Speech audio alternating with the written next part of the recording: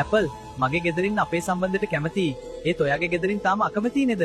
ඕ නමුත් මම විශ්වාස කරනවා ඔවුන් ඉක්මනින් අපිට කැමති වෙයි. මමත් හිතනවා ඒ විදිහටම.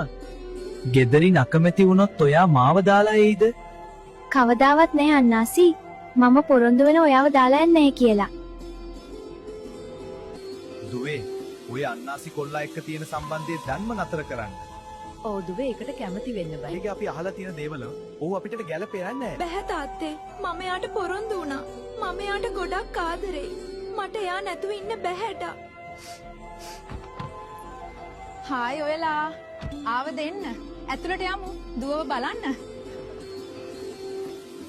මේ බලන්න බනානා කොල්ලා කොච්චර සල්ලිකාරයක්ද කියලා ඔයාට හැම සැපක්ම දෙන්න එයාට පුළුවන්. මම හිතන්නේ අම්මලා කියන දේ හරි මට ඕනේ සතුටින් සැපට ජීවත් වෙන්න මම බනානාට කැමතියි.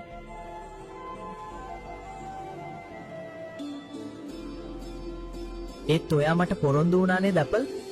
සල්ලි හමුවේ ඔයාගේ පොරොන්දුව මෙච්චර ඉක්මනට ඉවර වුණද?